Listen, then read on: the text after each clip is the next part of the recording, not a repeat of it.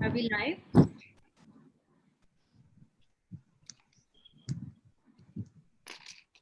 Shreya,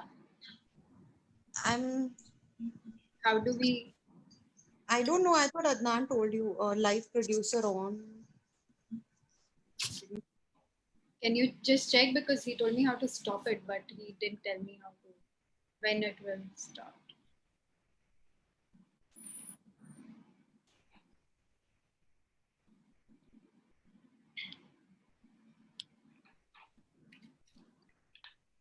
Sorry, Balu. So we actually have a tech person who is on the call with us every day, but just today he had some contingency, so he couldn't join in.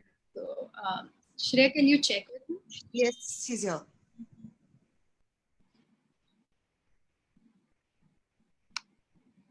Hi, Adnan. Are we live? Yes, we are live. Namaste and a very good evening to everyone. I'm Mandira Popat and I would like to welcome you all to today's ICANN Conversation. ICANN Conversation में आप सबका हार्दिक स्वागत है. ICANN Conversation एक ऐसी series है जिसके माध्यम से हम विभिन्न क्षेत्र के प्रमुख व्यक्तियों को आमंत्रित करते हैं और वह अपने अपने क्षेत्र में अपने अनुभव, अपने विचार और अपनी प्रेरणा हमारे साथ शेयर करते हैं. इस चर्चा को शुरू करने से पहले हम जान लेते हैं ICANN के बारे में. I'd now like to tell all our viewers a little bit more about ICANN. ICANN, that is India Cohen Action Network, is an initiative to help underprivileged communities that have been hardest hit due to COVID-19. It is a unique moment to combat the pandemic through an online platform that connects those who are in need of help and those who can provide it. Our Cohen warriors work from home, activating their on-ground community networks and mobilizing resource providers in order to connect the two and ensure that even the most vulnerable sections of society growing day by day. Till date, we have over 4,000 Cohen warriors on board, partnered with 3,000 plus NGOs, and Cohen has impacted over 4 lakh lives. तो आइए मित्रों, आज के इस संवाद की शुरुआत करते हैं. Today, we'll be discussing the various aspects of life in a post-COVID world with the renowned policy expert, Dr. R. Balasubramaniam. Thank you for joining us, Balu sir. Thank you. Thank you for having me on this great platform. Just been doing so much of good. So, thank you, sir. So before we dive into our conversation, I'd just like to take a couple of minutes and introduce you to our viewers. Dr. R. Balasubramaniam is a public policy expert and development activist. He's a physician by qualification. After his MBBS, he earned his MPhil in hospital administration and health systems management from BITS Pilani. There's a master's in public administration from Harvard Kennedy School, Harvard University. He's also the founder and president of Swami Vivekananda Youth Movement and GRAAM, that is Grassroots Research and Advocacy Movement. Apart from lecturing and regularly teaching at Harvard and other reputed business schools on leadership, he was the distinguished Frank Rhodes Professor at Cornell University. He's also a visiting professor at the ILR School, Cornell University and IIT Delhi. He was the head and visiting professor of the Vivekananda Chair of the University of Mysore twice. He's also consultant to various national and international agencies, including the World Bank. He has traveled widely within and outside the country, promoting the concept of participatory sustainable development, which hopefully we'll also hear more about in this conversation. And he's also a Tata Scholar, a Mason Fellow of the Harvard Kennedy School, and a Fellow of the Hauser Center for Nonprofits, Harvard University. He has so far authored 6 books, including his popular I, the Citizen and Voices from the Grassroots, and he writes extensively about Swami Vivekananda and on development issues in local Kannada and English newspapers, as well as on his blog, rbalu.com. He runs leadership and public policy workshops for corporates, NGOs, and the government, both within and outside India. Thank you, sir. So we will now kickstart our discussion. So I will just quickly give a brief introduction to the topic to all our viewers. So as we are learning more and more about the novel coronavirus every day, the COVID-19 pandemic is continuing to change the face of the normalcy in unprecedented ways. And this highly infectious disease is wreaking havoc across the globe. And coming to today's statistics, it has so far impacted more than 8 million people, and the reported deaths have crossed the 4,51,000 mark. So, in this situation of uncertainty and confusion, there's only one grain of truth, and that is that the world will not be the same when all this subsides. So humans have triumphed after each crisis, and we have learned various lessons, and this time won't be different. But I think now is the time for introspection and some serious thinking, and that is what today's conversation will try to address. And with that, Balu sir, I'd request you to share some key thoughts on how you see our lives, our existing systems, and all our livelihoods changing and evolving in the aftermath of COVID-19. Thanks, Mandira. Thanks for that introduction, and both to me and to the topic on hand. I think these are now become more than just fashion statements or cliches. We've been using the word new normal with what's happening with COVID. Many of us are in our own ways learning to cope. One is the illness part. Corona is a virus, and what it has done to maybe families, individuals, health systems, and governments. And more importantly, what it has done to us as a community, as society, as countries even. Like every country seems to have its own new narratives built around the virus and the way the crisis is being taken care of for our interest. And in some ways, it's very funny. It's exposed the fragility of humankind. It also exposed the fragility of our economic status and our approach to human development. It's shown the lifestyle that we led is no longer tenable or acceptable. And so something like the size of a nanoparticle has got so many lessons for us. I was just a few days ago, I myself tweeted and appreciated the good work the Prime Minister of New Zealand had done in our country, both as a Prime Minister and as a person who exercised enormous leadership. And they celebrated that they are possibly having 0 cases in that country. And it looked very reasonable that you could just close the borders of the country, say no to tourists. And New Zealand is a country which is dependent heavily on tourism economy. And this country had the courage to say no tourists and will manage. What they didn't bargain for is not how the virus could sneak in. What they didn't bargain for was humankind and some things being not changeable in the humankind. You know, in a containment center, two people of the health system, health forces, actually let 2 people leave the center without even testing them. And they went and attended a wedding. And these 2 came out positive. And so they gave back the virus to the people. So on one side, science can tell us about the virus, but I'm not too sure that science alone can describe behaviors of human beings anymore. You know, with the best of situations in a country like New Zealand, we saw that, and now the cases are back. So it's a complete. Sometimes it's very new the way we're coping with it, and sometimes it's very old. The usual human tendencies, the usual small little temptations that we all succumb to. But I think there lies the answer too, because if we know this is the way we are unpredictable, we can also possibly hope that, in some ways we can predict our unpredictability and start planning for the new normal. I would look at it that way. And beginning from that example, I would say, how is life going to be now? Many times I just look at the lockdown and lockdown being withdrawn as I walk down the streets of Mysore where I live. When I go out on my morning walks, I must possibly, it's early morning, 5:30 to 6:30, when I'm walking around the streets of Mysore around the park here, I at least see 150, 200 people walking around. It's a very nice sight for a physician to see people taking care of their physical needs, walking and giving themselves some exercise. And most of them would possibly be from middle-class families. When you can look at them, you can sort of, in our country, you can sort of picturize a class opinion about them without stereotyping it. Like, they look like they're all educated. They come from middle-class families, well aware. They read their newspapers, they watch their televisions. And 80 to 90% of them don't wear a mask. And they are walking very close to each other. They're talking as though they have got everything to discuss in that 1 hour in the morning that they spend with each other. For them, this is exactly possibly the way they would have lived before the coronavirus hit them. So I sometimes ask myself, what has changed for them? Has anything ever changed? And then I realized what has not changed is the approach that we have towards owning up civic responsibilities. Now, as a collective, as a community in India, we really don't look at civic and social responsibility as part of our lifestyle, part of our DNA. At best, we would be so immersed in our own individual self that if I don't get the disease, it's fine. And then the disease is happening somewhere far out there. It's in Mumbai, Delhi, and Chennai. Why do we at Mysore bother? And the city of Mysore was a hotspot, and we shouldn't forget that. And till 20 days ago, we had a share of cases. And some excellent management, I'll come to that later, by the district administration, by the government, the public system, bringing in a lot of stakeholders to help him out. The deputy commissioner, young man, did a great job. And virtual, we brought it down to zero.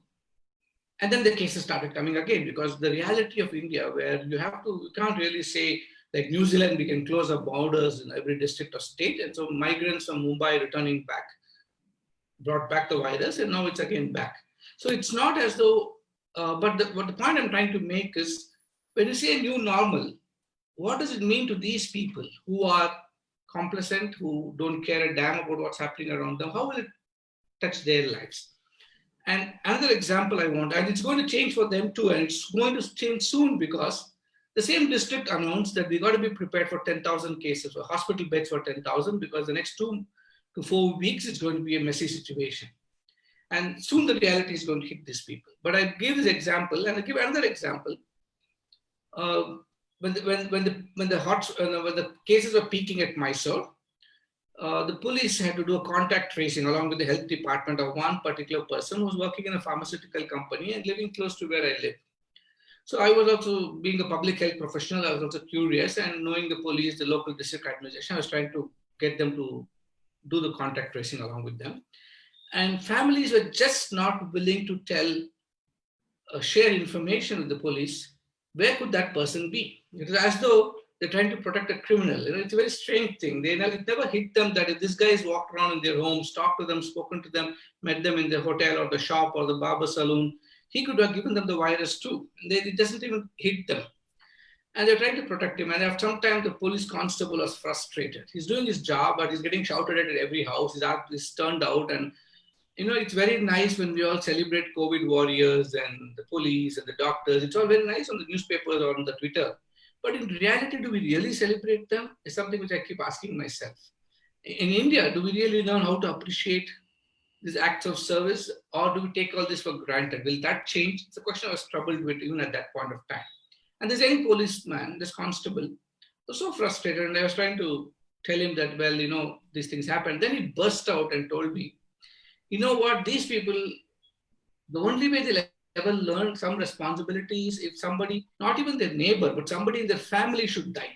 Somebody close to them should die, then it'll hit them. Otherwise, they can never see that COVID is a real problem. And that started me thinking, how do you communicate to Indians? How do you talk about this new normal to Indians in a way which will touch their lives?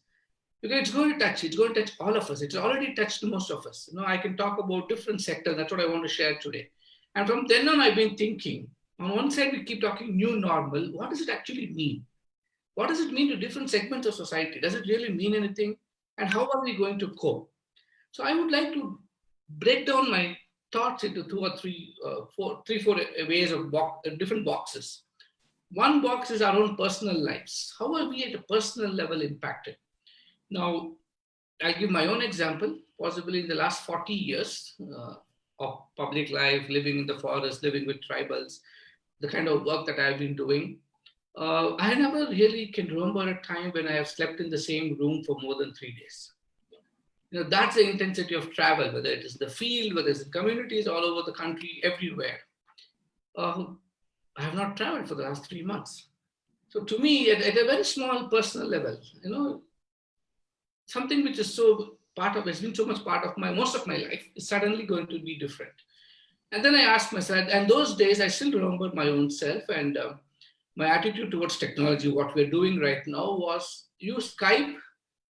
When I was at Harvard and my father was still alive, for me, Skype was a useful tool to talk to my dad and say hello to him, and that's it. Beyond that, it was nothing more than an instrument of communication, and that too, it just happens. And then the world of WhatsApp came in. And then the world of WhatsApp as a phone, as a telephonic opportunity and talking.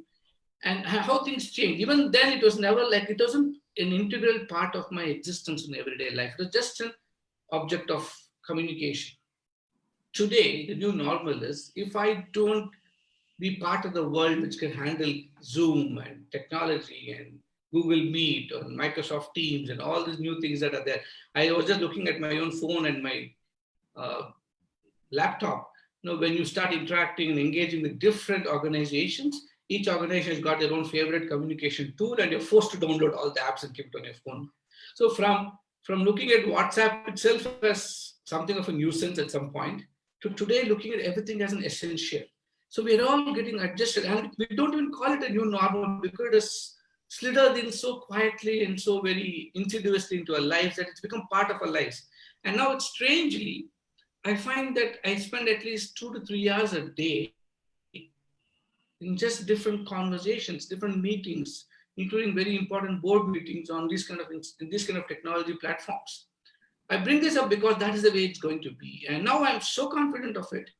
I am sure that once the flights start and everything else becomes near, I don't know what the normal is going to be, it becomes different and better. I would still prefer to do this.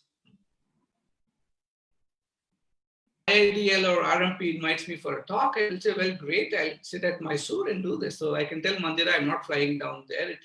So I look at what does it do to us. It saves time, it saves energy, it gives me that more freedom to operate in different locations. It makes demands on the broadband facility. It reduces carbon footprint. And there's so many, and it reduces costs for everybody. So in our own strange ways, we find opportunities to cope. And in a personal life, so whether it is hand washing, and now it's become so much, as a physician, we believe that in a hospital, we always are concerned about hospital infections. We call them nosocomial infections. And I still remember when I was in medical school many decades ago, my professor saying that the best way to make sure that your patients are safe and you are safe is to wash your hands after every patient. Most physicians don't do this. It looks so simple. We just check one patient, the next patient comes in, you just look at the next patient. You don't really, and some busy patients, doctors, they won't have time to even stop to think to wash, forget even washing. But I remember my professor telling, best thing you do is wash after every patient. And it was so difficult to train yourself to do that because you're always busy and you're looking at, I can remember days when we used to have 80 to 100 patients and you don't worry about washing your hands, you worry about the next patient and satisfying him and sending him out. But today, I just, after Mandira asked me to speak, I was looking from yesterday to today, I was just like calculating the number of times I washed. And strangely, I recognized I washed my hands 12 times, wakeful times, and then used sanitizer at least 6 times. So it's become something like if you don't do it, you're missing something. It's like you're wearing your watch or carrying your cell phone every day in the morning. It's very difficult for people like me to remember to carry the cell phone. I usually forget. But now it's become so integral to part of your life. So hand washing is a simple thing. Or wearing a mask. Again, as a doctor or a surgeon, part of the operating room when you're working with or getting trained to do surgeries, wearing a mask is so part of your life. We learn to wear a mask in such a way that if you don't wear it properly, your spectacles get sort of filled up with that steam and it gets blurred, right? And you learn to do it in such a way that you're still wearing a mask. And sometimes you wear a mask to show that you're wearing a mask to your professors who are standing around you, but then you're actually wearing it carefully so that you can breathe comfortably. All this kind of small little things medical students always learn. But now today you wear your mask, you're so more sensitive and conscious and suddenly realize that it's part of your lifestyle. So at the personal level, so many new things are going, and it's not going to go away. Let's remember, COVID is here to stay. Whatever we might say, after some time, look, you can already look at the fatigue. The media has forgotten COVID now. It's all about China.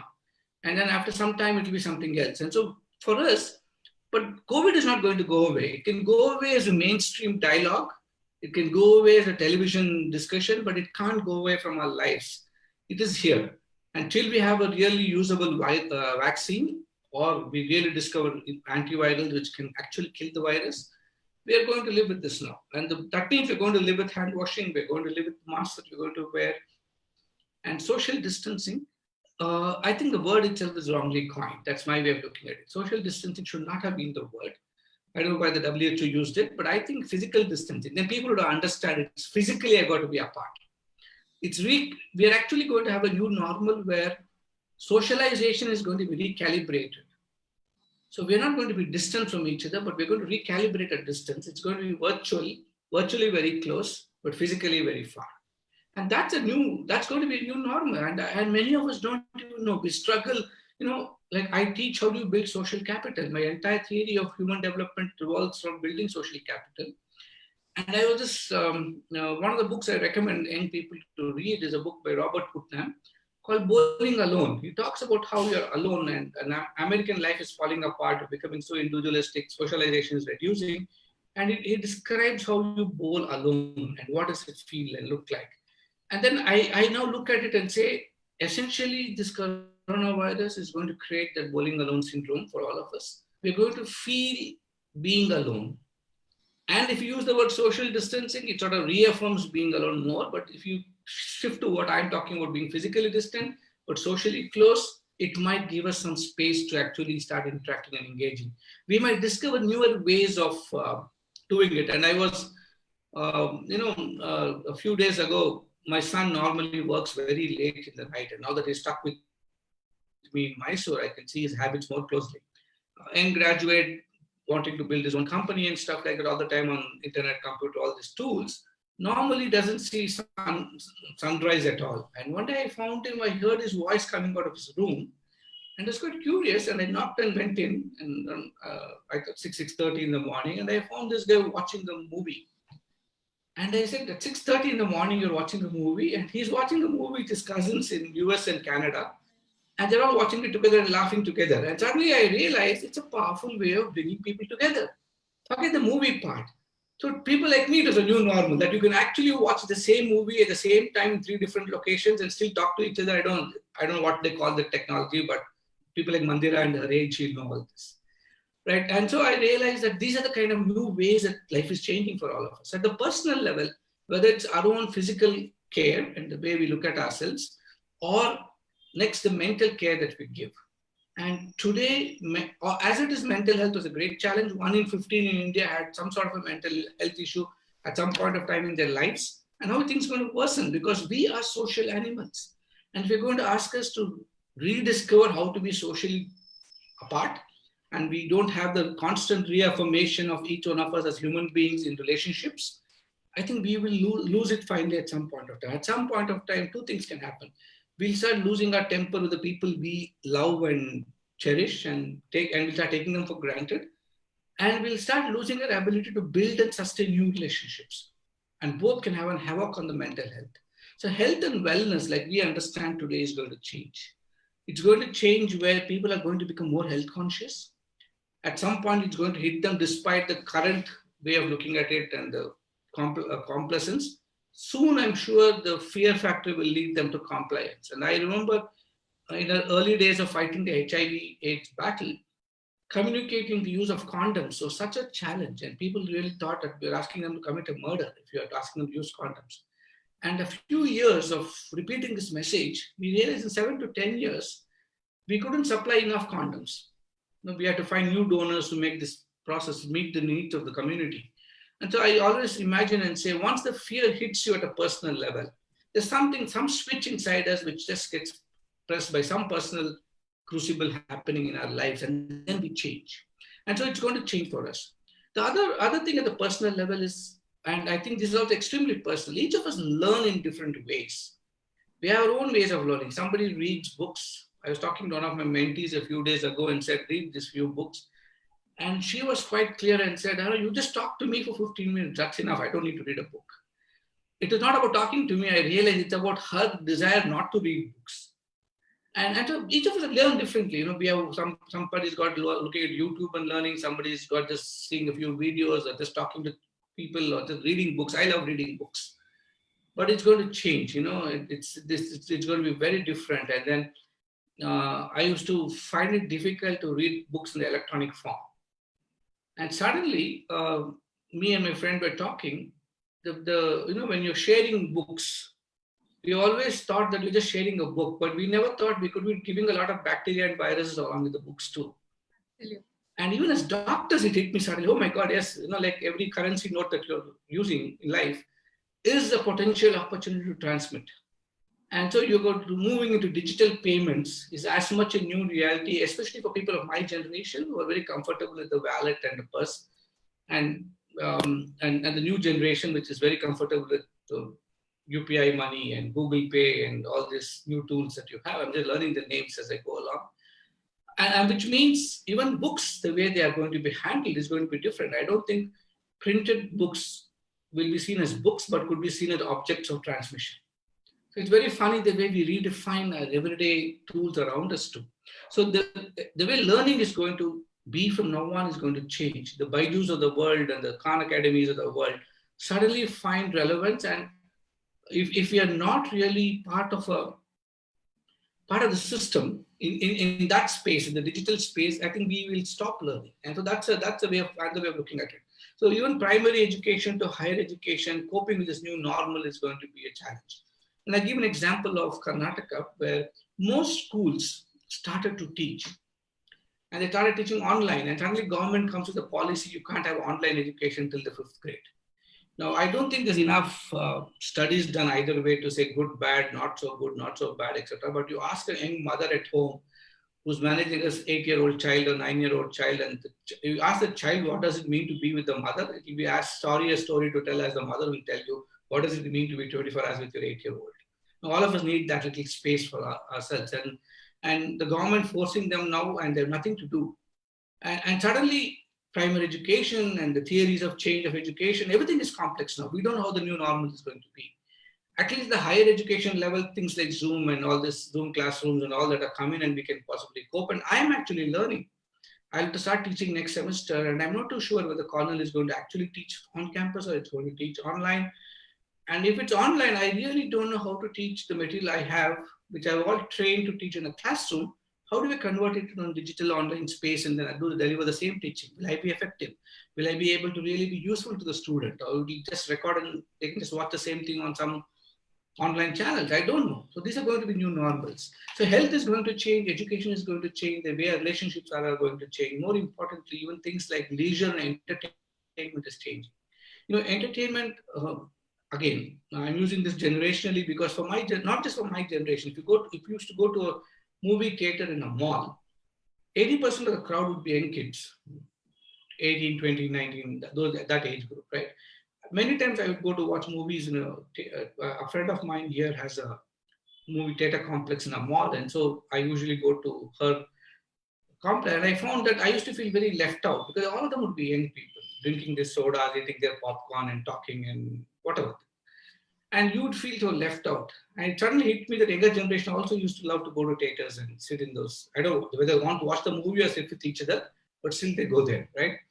And for me now, the new normal is Netflix and Amazon and all these things, they're going to be different. So entertainment is going to differ. Leisure travel is going to change. It's no longer going to be like before. Even the insurance you take for your travel has to now be different. It possibly have to factor in this kind of new cancellations. It's got to factor in coronavirus as a possibility, new illnesses which are locally epidemic still. So it's going to alter, the cost is going to change, or maybe it will move towards virtual reality of visiting places. It's no longer going to be actually traveling, but sitting in your homes and having a virtual experience where travel agencies are no longer going to make those bookings in hotels, but are going to give you the package, which you just download onto your VR system and then enjoy the place, and that's it. And then it's a one-time, two-time experience for which you pay for. So it could become that. Finally, it's all going to be about the experience, which is going to be redefined in different ways. So I think human experience and the redefinition of human experience, whether it's in space of health, education, leisure, travel, entertainment, that's going to be the new normal. And none of us know what the new experience is going to be looking like. We all are going to learn to cope and we're going to grow along with it. Now, even simple things like sports and games, right? How are you going to look at physical contact sports? How do you see football anymore? It's okay to watch it on a distant TV screen, but what about the people who are playing? What about cricket? What about all the betting that goes along with it? That can still be online. It's always online anyway, but the physical people to play. So I think all this is going to alter. And the impact it is going to have on many of us, I think few years we'll all struggle. But I think that two or three things which I'll come to it a little later. The next is our livelihoods and professions. No, I have written about it also in just a few weeks ago in, I think, Civil Society magazine or something like that, where we all very comfortably said work from home. Now, most of us never even got troubled by it. It's very easy. Like I could work from home. I can give my lectures from home. I'm writing a book, just finishing it, so I could do it from home. But I went into a tribal colony and I met this young tribal farmer, this not young, she's an elderly tribal farmer who grows ragi. And we had helped her grow a new variety of ragi, which is supposed to be called white ragi. Ragi is generally very dark black, but is a slightly fairer kind of ragi, a new variety. And she was proudly showing me a field which is nearing harvest time, and then the lockdown hit. Now, in a rural agricultural community, especially in tribal rural areas, harvesting is a community event. 4 or 5 families come together, you sing your songs, you cut your harvest, put it all together. Then you go to the next man's field the next day, the third man's field the third day. And now suddenly you tell her, no, this social distancing. What does it even mean to her? And for her, how does she even talk of work from home? What does work from home mean for a farmer who has to harvest his crop? In India, urban-centric economies will never understand the complexity of rural life itself. Rural economies thrive on collectivization. Urban economy, especially the tertiary sector, except hospitality, which is now struggling, the hotels, and they're finding newer ways of doing it, or the leisure industry. Most of the other software or banking sectors can easily do work from home. But what about the remaining places where you actually have to be in physical human contact? How do you negotiate it? And it's going to be very challenging for rural areas. And remember, India has been lucky that right now, the spread in rural India is not as severe as that in urban India. And if it hits rural India, neither are health systems capable of coping, nor is there a mechanism for people but to be close together. Social distancing is irrelevant. Washing your hands every 2 hours with soap and water is irrelevant in a community where they have to walk 4 kilometers to fetch a pot of water. Why would they waste water washing their hands? So how are they going to cope with this new normal? Is going to be a real challenge. But the bigger challenge is going to be the pressure to mechanize now. Even everyday activities which could thrive on collectiveness and human labor, we have to soon discover mechanization, which means we are going to have a new generation of young people in an economy which is already slowing down out of jobs further. So I'm looking at not just as one economy which is urban-centric, which can continue to thrive, an economy which looks at artificial intelligence, machine learning, and that kind of a system, which could possibly fit in extremely well with this kind of an economy and the new economy. But new economy doesn't mean you're living out the old economy. That's a funny part. We all use these words, new next generation economy or new economy, as though it's an exclusion of everything that we're doing till now. But everything we were doing till now was what got food on our table in a real physical sense. Not the money to earn it, but actual food. And how are we going to deal with it? How are we going to deal with the jobs that are now going to disappear? How are we going to deal with people whose only jobs meant being physically in contact with each other? That is going to be a challenge. And all this put together is going to result in a few things. And I was talking to a few people, young and old, I realized what they're all actually challenged with, like I said earlier, the experience is redefining it, is our sense of identity, our sense of self itself is going to get redefined in this new scenario. The ecosystem is changing. Our identity is going to get redefined. Our sense of self-worth is going to get redefined. Because most of us find meaning in life when we live our life for the other. When I can take care of somebody, when I can give of myself to somebody else. And that is going to get redefined now. So my sense of identity, my sense of self-worth, I cannot feel like a doctor just doing telemedicine. And I can be very honest with you. I'm sure this audience might have a few doctors or others. It's nice. You can feel scientifically useful. You can still feel that you've done your best for your patient. But the sense of self-worth in actually watching the patient, touching him, feeling him, guiding him, that's going to go away. If it goes away, how do you reaffirm yourself why you are a physician even? So sense of identity, sense of self-worth, and all the impact it will have on a person, the sense of social comfort that we get by togetherness, all this is going to get redefined. And the last I want to bring in, I know this, I promised Mandira I won't speak more than 20 minutes, but I think I've gone beyond that. I got a letter to speak now. I'm going to talk about— This is interesting, so we are more than happy if you elaborate. Just a few more minutes, Mandira, and I'll wrap it up. What I really noticed is the government has suddenly become very visible and noticeable. In every country, I'm not just saying India. the power of government, the might of government, the relevance of government, and the usefulness of government or the uselessness of government, depending on which country you come from, is suddenly visible. In India, I'm a fan of the public sector, and I always believe in strengthening public sector. Coming from a civil society activist, I believe that institutionalizing delivery of goods and services in a country like India, with a constitution like India's, has to be embedded in the public sector. And I'm proud of the way the public sector responded. We are not talking about 4 lakh cases in India today. But remember, if our response had not been what it was the last 8 to 10 weeks, it could have been pretty much 2 million cases. So I look at what in the development space, we say the counterfactual. Okay, it's very nice for us to sit back in our armchairs and criticize government, the local government, or the state government, or the national government, depending on which party or ideology you belong to, without objectively analyzing anything. But we use a word called counterfactual. What if the government had done nothing? What if they had not shut down our airports? What if they had not cared a damn about what happens with citizens? How many people would have been dead by now?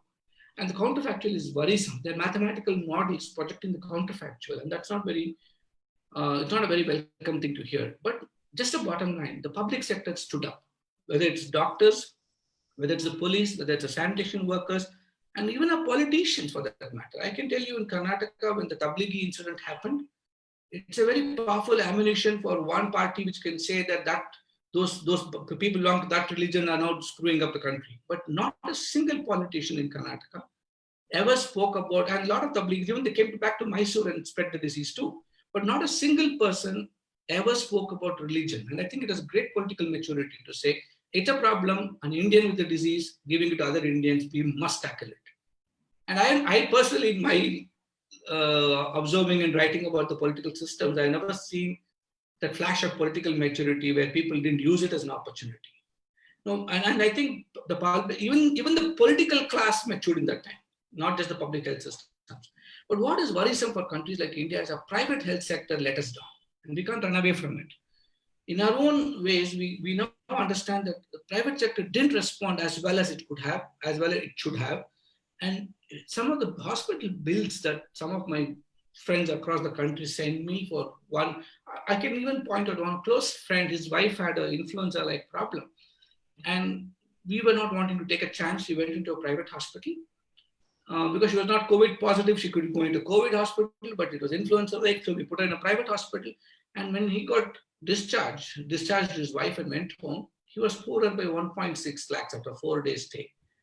And I shared it with a friend in Delhi, and he said, how lucky? I said, what do you mean? He said, in Delhi, it would have been 6 lakhs. So, we are all, and this is, private sector, I know, has to thrive on bottom lines. But in a crisis like this, did the private sector really look at national interest, at public interest, is something which I feel a little troubled with. So role of government getting redefined, private sector and their purpose of existence, possibly to get reclarified as the COVID crisis gets altered soon. And suddenly, Corona was not just a health crisis. Corona was also a national security crisis. For the first time, people like me could suddenly, as a policy person, when I wear my hat of policy, it's not just about health systems, it's not just about health. You suddenly recognize how powerful that particular instrument could be, a virus, in the space of national security. And how helpless a nation can be. You could actually cripple nations. You could cripple nations and the systems and keep people preoccupied and distracted if you can actually control the way epidemics in other countries happen. And this is frightening, right? And that's when it hit me, when one country requests India to give them HCQ tablets, or we request them to give ventilators. No longer is relationship going to be measured in how much of aid you give, because you can give all the money, but what do you do with the money if you have no ventilators to buy? No, suddenly the whole thing got redefined. And so I think geopolitics is going to get redefined. International relationships are going to get redefined. And last, my final conclusion is, the definition of public goods itself is going to be redefined. It's no longer what it traditionally was. It's going to be completely different. The way we are going to respond to this post-crisis, and the government and its economic stimulus packages also defines whom does the government see as a priority today. I think India is also one of the few countries where they try to spread the stimulus across substantially large diversity of the Indian population. From a migrant to a farmer to a young person to the people with the problem and the MSME sector and possibly others. there can always be criticisms and say they didn't do enough for any one sector, but a nation as diverse as ours, as large as ours, when the cake has to be shared across all these people, I think we did a fairly good job. And in that act, we are redefining what public good means, what public utility of citizens mean. And I think all this is what this virus is going to teach us. And after this, as we learn to cope, we are going to learn how to understand this new ecosystem, the new environment, and our response is going to get titrated every passing day against these pressures in the ecosystem. They're going to redefine how we operate, how we interact with each other, how we interact with the state. I think words like citizenship and democracy will alter now. And in the years to come, when we look back, I'm sure many of us, including people like me, will write and research and write about this being a milestone, not just for a health crisis or an economic crisis, but for humanity in many, many, many different ways altogether. So I'm going to pause here and let the conversation actually begin. I don't want it to end like a monologue, but let the conversation begin, and I'll be happy to answer any questions people may also have. So Mandira, it's back to you now. Thank you so much, Balu sir. I think you have added a lot of perspective and some thoughts and ideas to look forward to in these uncertain times. So it's really helpful for all of us. Our audience comprises of corporates, people from the development sector, lots of partner NGOs, and lots of students. So it really gave a holistic perspective to all of us as to what we can expect in these uncertain times. So I'll just do a little Q&A before we proceed towards the end of the conversation. So Balu sir, one of the points that you mentioned was the evolving importance of the public sector. So coming to healthcare in the public sector, we have seen that one of the main reasons that impacted a country like Spain negatively was the dismantling of the public healthcare services in the last few years. So going forward, do you see more state control of the over the private healthcare sector? For example, the Maharashtra government has been taking over all the private hospital beds as well, and they've said that they're going to continue to do so till the 31st of August. So what are the future implications of this on the healthcare sector? And another question related to that is about India's expenditure in public healthcare. So so far we have seen that our expenditure in public healthcare has been less than 3.5% of the GDP. So do you think we need to look at increasing the same? And we have also observed that one of the main reasons why India doesn't invest more in the public healthcare system is, again, a lot of Indians actually afford to or actually pay for private healthcare. So around 65% of the households in India, which is 2.5% of the GDP, the amount is spent on healthcare is borne privately. So do you see that changing going ahead, or will people trust the public healthcare system going forward? And so far, India has only been spending a very small minimum amount on preventive healthcare. All of our healthcare expenditure has been on treatment and curative healthcare. So do you see us investing more in preventive healthcare, with the Ayush Ministry now initiating a conversation about healthcare and preventive healthcare measures? Wow. Everything that you asked, Mandira, is a 3-day workshop. But I'm going to try to be as... I'm glad to see you've done quite a bit of homework and you have a lot of information on your hands. Just making the most of the opportunity to talk to you here. So I realized that, India is a very strange country. We actually spoke of primary healthcare in 1946, even before independence, when the Joseph Boré committee was formed to actually look at how India's health system should be.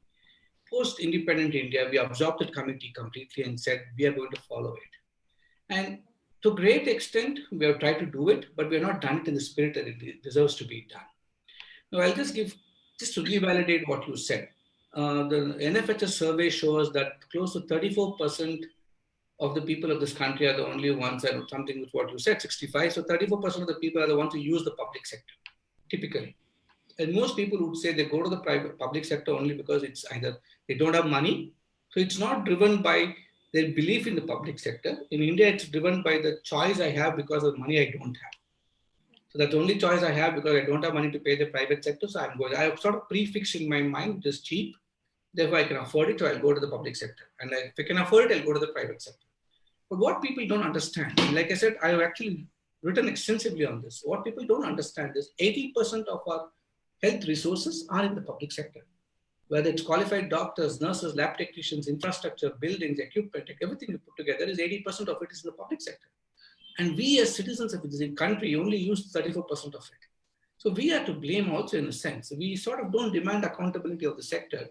And despite paying our taxes, we want to have more money spent by the government on this. But what's the point when you're not using it, right? And then, in fact, my MPhil thesis was on that. Why don't people use it?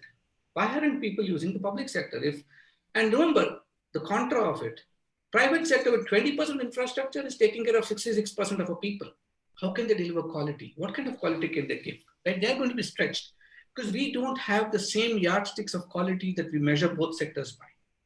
And what people look at real quality in their eyes is it's not the clinical treatment outcomes alone, right?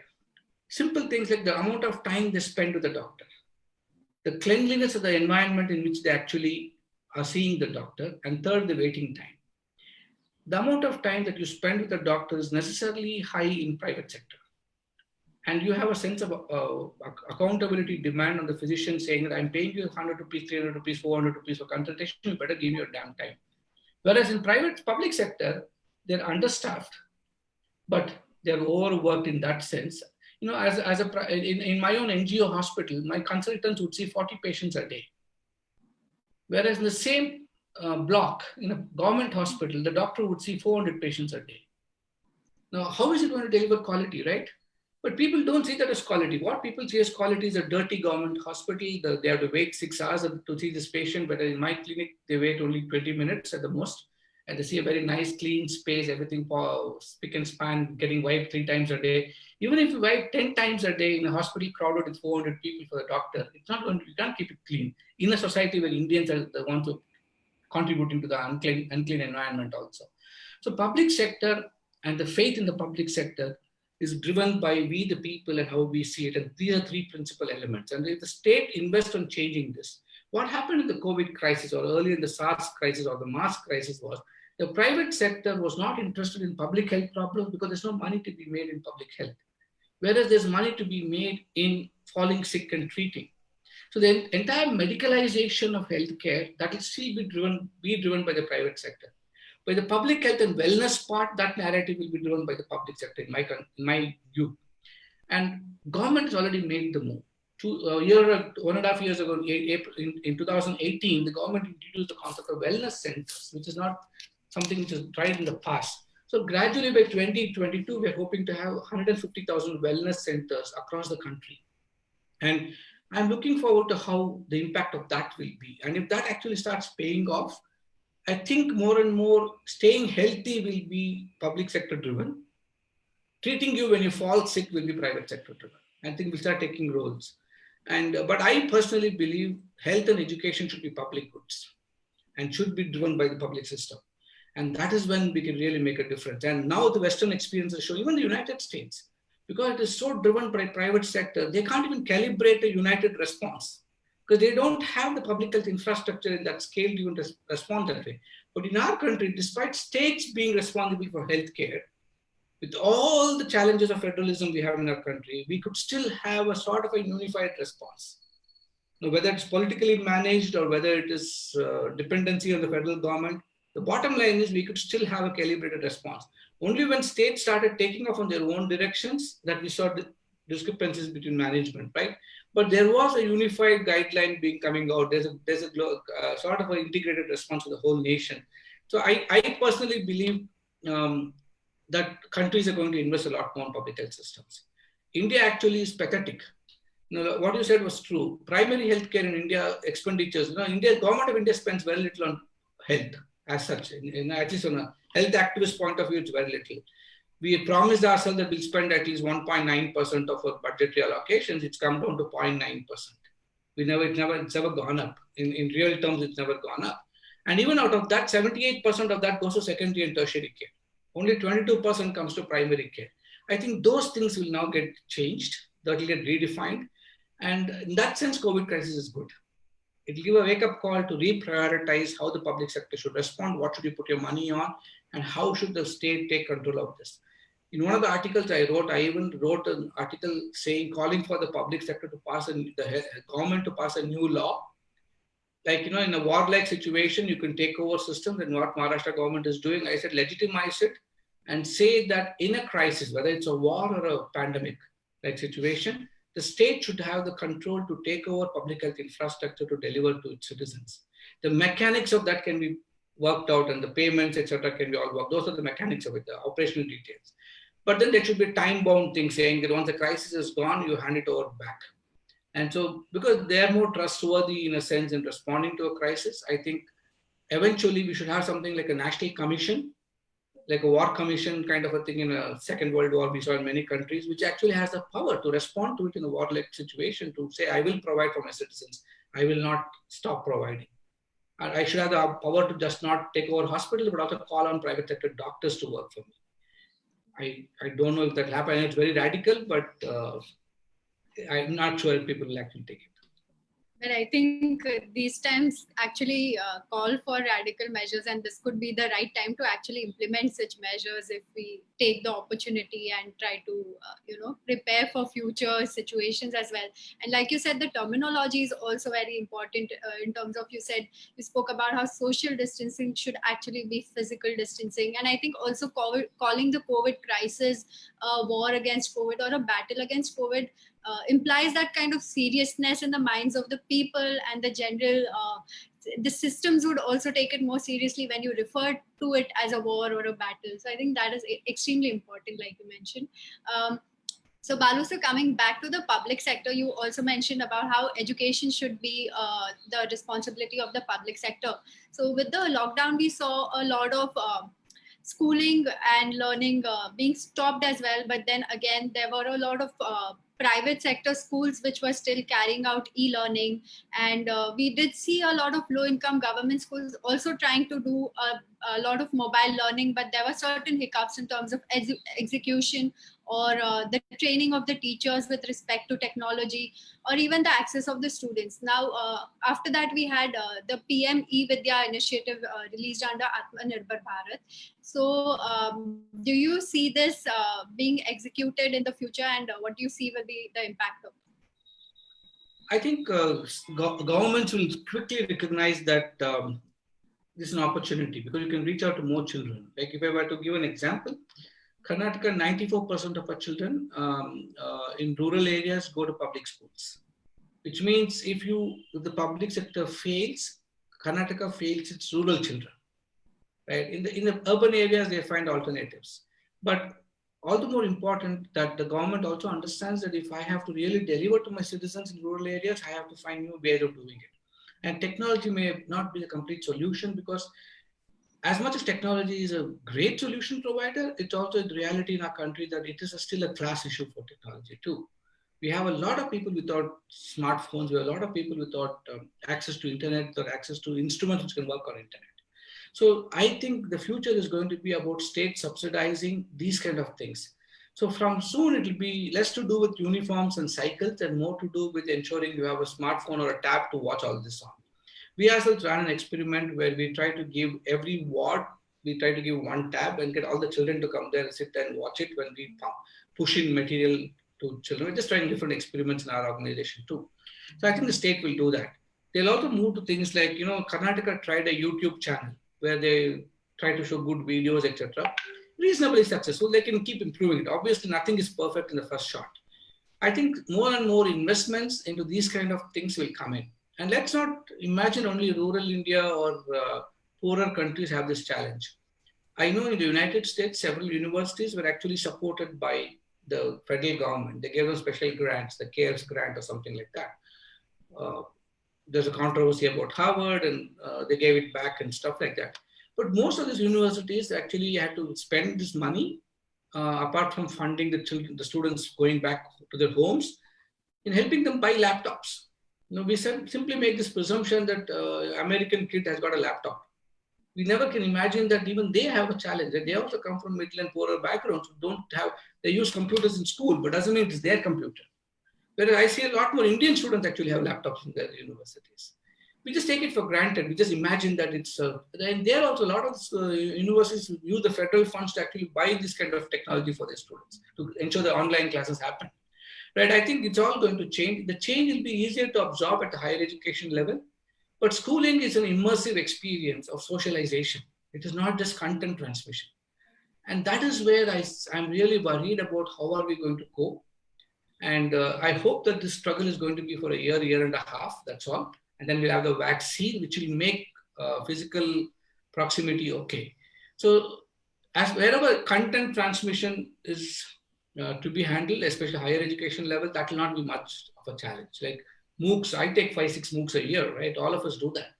But younger generation, where it is not just information transmission, but the sheer joy of enhancing your social intelligence in safe spaces, I think that is where we have to discover newer ways. And I think the state will try to find a balance between these two. But investments will no longer be classrooms and buildings and desks and chairs. I don't, it's going to be this kind of handhelds and instrumentation and providing data access to children. Very interesting times to look forward to. Unexpected but interesting. So Balu, so before we wind up, if you're okay with it, could I ask one more question and Sure. then we move. So since you're here, one of the main questions I think everyone wants to know about is Atmanirbhar Bharat and the rural economy. So your thoughts on that, please. And I know you will say this is an extensive session by itself, but some key thoughts about it. So. I think you already know me too well, and I'm going to take the easier option. I'm just writing an article on that. And possibly a week or so it'll get published. I'll share it with you. You can share it with your viewers. But my quick thoughts. I think economically speaking, every country, not just India, has to have a set of 4 or 5 key areas in which you focus, right? One, the immediate crisis, and how do you manage the immediate crisis? And that's critical. And whether it is re-strengthening your health systems, if it is, you think it's strong, but you have to re-strengthen it, or like India, where you're reappropriating a lot of investments. I know that in Karnataka, I don't know about other state figures, when a COVID positive patient is taken care of, it's completely by the state, it costs 3.2 lakhs per patient. So just imagine the investment government is making on saving a person, right? It's quite expensive. So these are all going to be, the government has to do it. So that's, we don't see that as part of the stimulus package. We don't even think of it that way, right? We only look at the 10% of the GDP, 20 lakh crores. And I think somewhere, the first step towards showing what is important in our country was when the Prime Minister and later on the Finance Minister echoed his statement saying that life is more important than economy. And that's a good starting point. We have to look at what are the economic cost of closed lockdown. The economic cost of not locking down was more severe. And the country took that call and said, we are going to shut down, but we are going to take care of our citizens. The poor, the vulnerable. Yes, we had a challenge of migrant labor and we couldn't manage it properly as well as it could have been. But subsequently, governments all responded, state governments responded, everybody responded, and civil society groups responded. So in a great way, as a nation, we responded. So I think one sense, the way the poor, the vulnerable, the marginalized will be taken care of. That's the next part of the deal. First part of the deal is the crisis and its response. Second part is this. The third part is looking at economic revival itself. We were already going down. Last 2 years has been seeing a slowing down of the economy. COVID has pushed us off the cliff. And we are going to prioritize what is important for this nation, right? We have to now, this is where the difficult choices have to be made. It's not about the wealthy creating more wealth. It's about getting more people to start creating wealth. So the MSME sectors, the job creation sectors, the skilling definitions, all are going to change. And that's going to, the future of work itself is getting changed. And so our investments must be on that. And this is where when the Prime Minister talks of the demography and the new generation being built with new skills to take care of the new economy, that is hopeful. For people like me, an analyst like me, that's hope. And India has traditionally lacked infrastructure. You know, we might have great ideas, but the infrastructure to support it has always been like, we've been talking about it, but then we've never really over 70 years putting the infrastructure in place for young people like you to actually go celebrate your talent, to expose your abilities to the world and create new things and innovative approaches. You might have ideas, but ideas without the proper ecosystem to incubate it is not going to survive. And that's why people like you can look at leaving the country to where other places where ecosystems are allowing that, right? We don't want to lose our young people. We want to create the ecosystem where they can thrive. And I think that's the next part of the thing Atmanirbhar talks about it.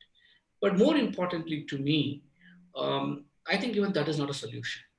Finally, for me, looking at a new shift in the way we look at economic growth itself, the paradigm of looking at changing our DNA to look at a for-benefit economy where it's not about profits, it's about benefits for all of us.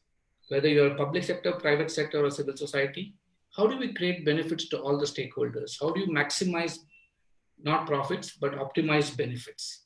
That should be the narrative. And there is an opportunity here. And people have forgotten that India announced a social stock exchange last year. And if we can actually recalibrate it, give entry points to the young people today to help set up and incubate social enterprises, which can permit creating private gains, also resulting in public good. And if we can give special subsidies and incentives if you go into India's rural areas and kickstart economy with the skill sets that you can train people there to integrate into your economic model, that's a future. I don't think we'll have a choice. I only hope the national government and the Prime Minister and this team of advisors actually, beyond all the crises they're facing right now, have some time to think through this and integrate all this also into the stimulus package. We cannot afford to spend 10% of our GDP on putting Band-Aid alone. We have to, and that's what the Prime Minister said, we are going to look at new laws, new structures, etc. And so to me, the Atmanirbhar seems to have all the essential boxes, all the right boxes ticked off, but we need the people to deliver on this vision of the Prime Minister. It's very nice for one man to dream, but the system has to be prepared, the bureaucracy has to be prepared. More importantly, we the citizens have to also respond. We should also understand that this is a new way of thinking. It's not approaches as old, and build our abilities to respond. Then I think this could be the real shift that can make or break India. And I'm not time. Yes, absolutely. Thank you so much, Balu sir, for joining us. And I think one important key takeaway is that we, the citizens, need to be responsible and step up to the mantle in these times. And your talk has left us all with a correct direction that we should be looking into, and how we can be more responsible and inspired us. So thank you once again for taking the time. And I would like to thank all our viewers as well for joining us. And before we sign off, we'll just be playing our I Can anthem.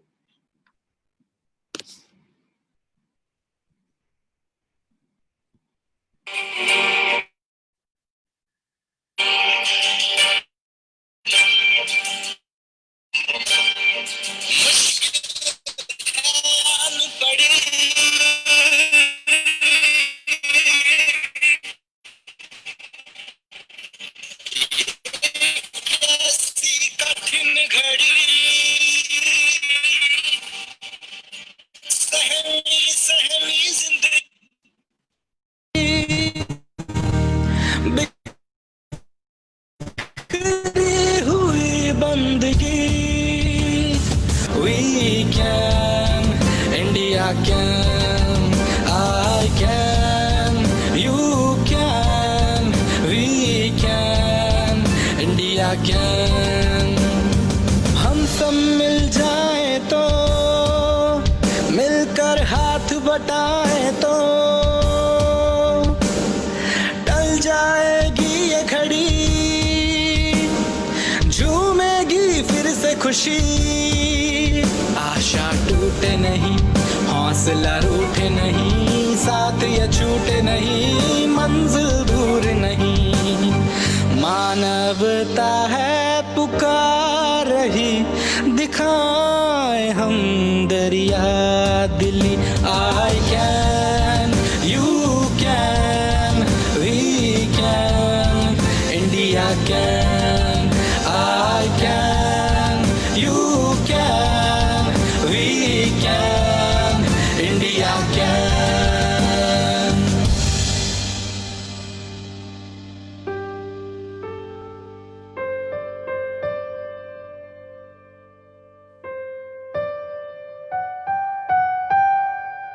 I can, you can, we can, India can.